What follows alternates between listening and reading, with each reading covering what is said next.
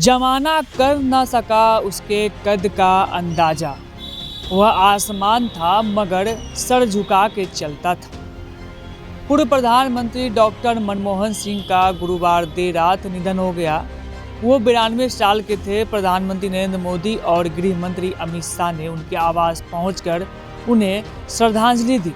इधर केंद्रीय कैबिनेट की बैठक में पूर्व पीएम को श्रद्धांजलि दी गई और शोक प्रस्ताव पारित किया गया। मनमोहन सिंह लंबे समय से बीमार थे। घर पर बेहोश होने के बाद उन्हें रात 8:06 बजे दिल्ली एम्स लाया गया था। हॉस्पिटल बुलेटिन के मुताबिक रात 9:51 पर उन्हें आखिरी सांस ली।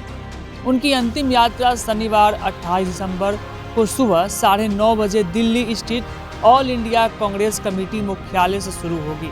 यह जानकारी कांग्रेस के महासचिव केसी वेणुगोपाल ने दी है। उन्होंने बताया कि शनिवार सुबह 8 बजे डॉक्टर सिंह का पार्थिव शरीर उनके आवास से AICS मुख्यालय लाया जाएगा, जहां सुबह 8:30 बजे से 9:30 बजे तक लोग और कांग्रेस कार्यकर्ता उन्हें श्रद्धांजलि दे सकेंगे। मनमोहन सिंह 2004 में देश के 14वें प्रधानमंत्री बने थे। उन्होंने मई 2014 तक इस पद पर 2 कार्यकाल पूरे किए थे। वे देश के पहले सिख और सबसे लंबे समय तक रहने वाले चौथे प्रधानमंत्री थे। मनमोहन सिंह के निधन के चलते केंद्र सरकार ने 7 दिन का राष्ट्रीय शोक घोषित कर दिया है। साथ ही शुक्रवार को होने वाले सभी कार्यक्रम कैंसिल कर दिए गए हैं। राहुल गांधी और कांग्रेस अध्यक्ष खड़गे बेलगावी से देर रात दिल्ली पहुंचने के बाद सीधे मनमोहन सिंह के आवास गए थे। राहुल ने एक्स पर लिखा, मैंने अपना मार्गदर्शक और गुरु को खो दिया है।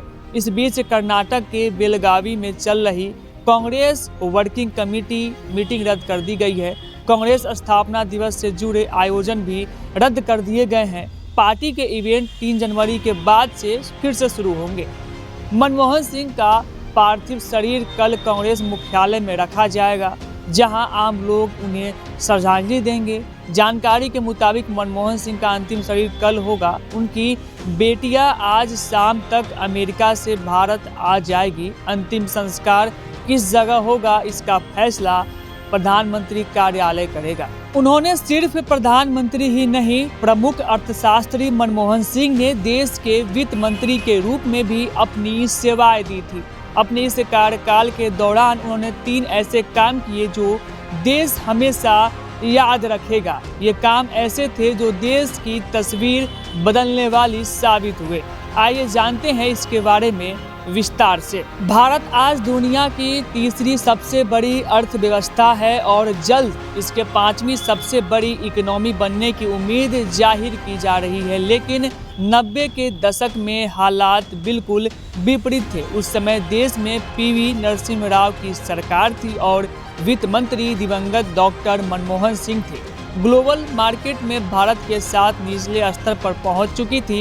इंडियन करेंसी अमेरिकी डॉलर के मुकाबले धराशायी हो गई थी और विदेशी मुद्रा भंडार लगभग खत्म हो चुका था। एक प्रकार से देश दिवालिया होने के कगार पर पहुंच गया था। लेकिन वित्त मंत्री ने देश के मिजाज को समझा और कुछ ऐसे फैसले लिए जिनसे भारत की वो तस्वीर ही बदल गई। पहला काम उदारीकरण, लाइसेंस राज का खात्मा। दिवंगत पूर्व प्रधानमंत्री मनमोहन सिंह साल 1991 से 1996 तक वित्त मंत्री रहे थे और इस दौरान उन्होंने भारी आर्थिक संकट की स्थिति में बड़े फैसले लेकर इकोनॉमी को संकट से निकाला। इन कामों में पहला और सबसे बड़ा था लाइसेंस राज को खत्म करना। उन्होंने ऐसे नीति बनाई जिसके जरिए भारत में विदेशी निवेश के लिए दरवाजे ओपन हो गई हो। लाइसेंसी राज को खत्म करके आर्थिक उदारीकरण के नए युग की शुरुआत का श्रेय दिवंगत मनमोहन सिंह को ही जाता है। आयात के लिए लाइसेंस को खत्म करना ज़्यादातर बिजनेस की लाभकारी रहा, क्योंकि उनके लिए कई तरह के लाइसेंस लेने की बाध्यता खत्म हो गई थी। इसके साथ ही विदेशी निवेश की सीमाएं बढ़ाई गई, जिसके भारत में तेजी से फॉरेन इन्वेस्टमेंट आने की शुरुआत हो गई।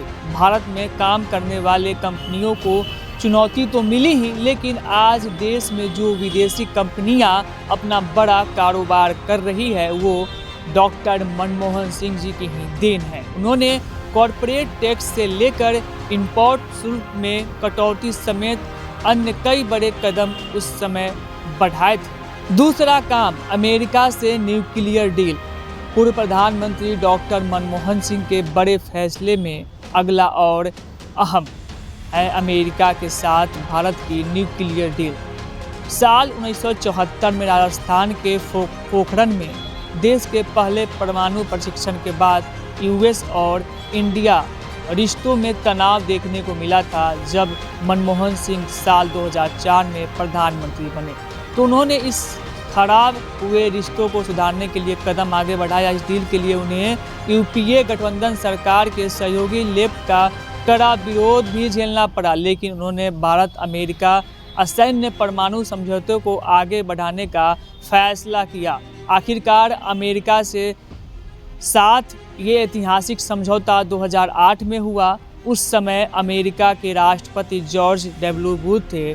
इंडिया और अमेरिका न्यूक्लियर डील भारतीय में ऊर्जा सुरक्षा कूटनीति के संबंधों के लिए एक मील का पत्थर साबित हुआ। इसके जरिए दशकों से भारत के लिए बंद परमाणु ऊर्जा जरूरतों को पूरा करने के लिए अमेरिकी सहयोग का रास्ता फिर से ओपन हो गया।